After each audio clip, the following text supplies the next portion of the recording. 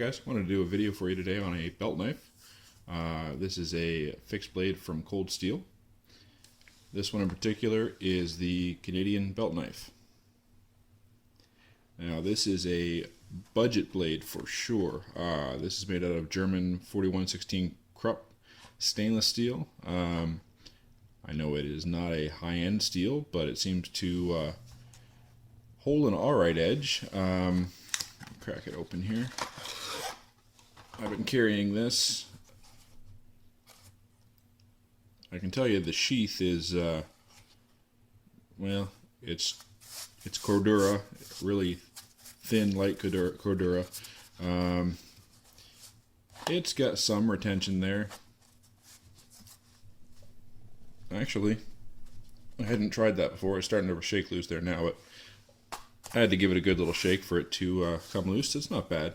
Obviously, you're not going to carry this vertically or upside down or anything,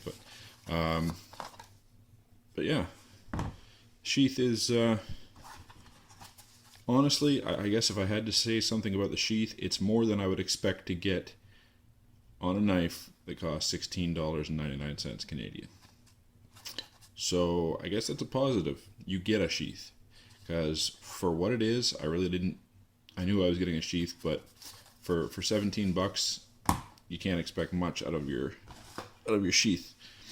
When the blade is definitely worth $17 or more. It's a nice little knife here.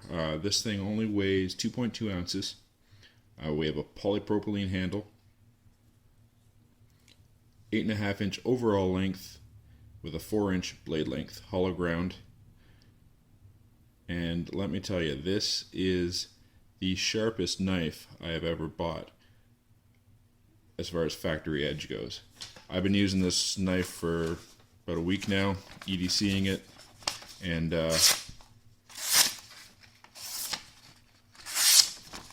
it's sharp. It's a factory edge. I haven't done anything with it.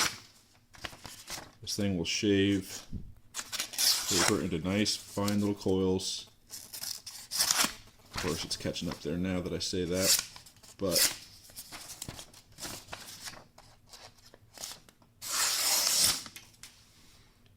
yeah, for $16, $17, you just want something to do a little food prep with, or open your boxes, packages, whatever. It's a 4-inch blade. Like I said, $17. The model on this thing is 20CBL, Charlie Bravo Lima. And this is designed after the Grumman Russell belt knife.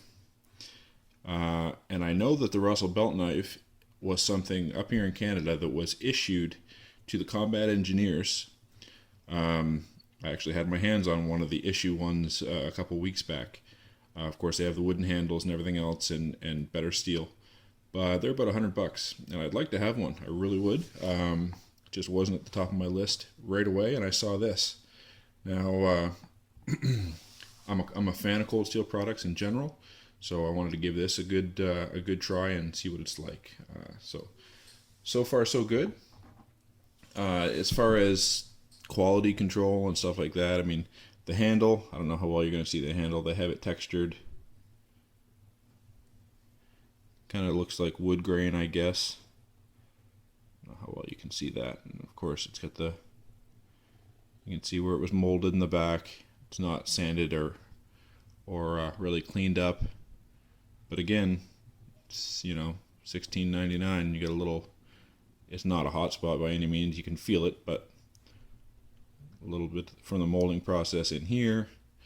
And the one thing I noticed on the blade, I believe these are stamped blades. They're not forged in any way. But one thing I noticed, and I don't know if you'll see it. There it is. There's a little dimple on the blade right there. Just a little divot, pucker, whatever you want to call it. Right there. And that's been there. And also on this side of the blade, there's a little discoloration. I'll be able to get it to focus for you. Right in here, there's a little circle of discoloration, almost like there's a clear coat missing or an extra spray of clear, which I don't think they sprayed anything on it. But anyway, just a little oxidization maybe. But I've seen some reviews on these and some testing on the stainless steel properties on the corrosion resistance.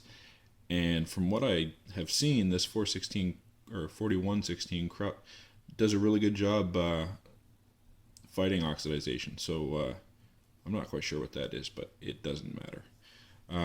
It's got a good run in jimping up there. It's pretty aggressive jimping. It's not so sharp, but the fact that the blade is so thin, it really bites into your hand. It's almost uncomfortable, as you know, if you really push on it.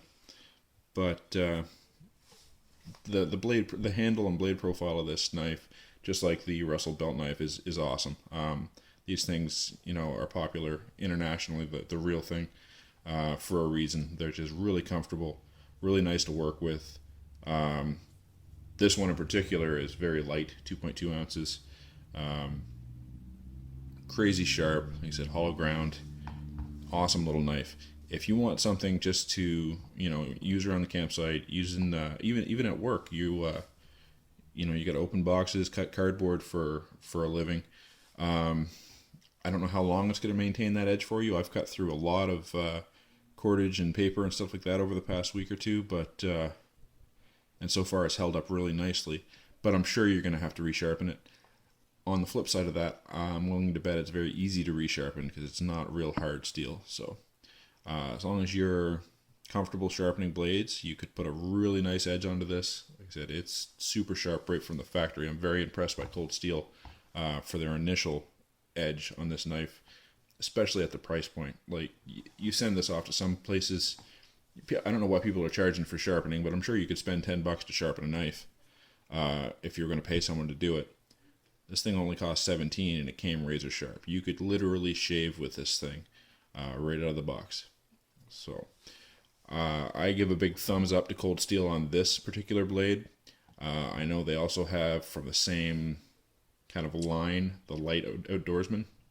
I'm kind of thinking about grabbing that as well to see what it's like. But yeah, guys, so this is the Canadian belt knife by Cold Steel. Great little knife for the price. Really can't go wrong. I didn't mention it's got a little lanyard hole there as well. Put some 550 cord through there if you wanted. But you're really not going to be chopping with the thing. It doesn't have enough weight to do any chopping. You could baton with it through some thin stuff. You know, you got more length in this blade than you do on a lot of neck knives or stuff like that. Not that this is a neck knife, but 4-inch blade. So yeah, you could do some light kindling processing and stuff with that.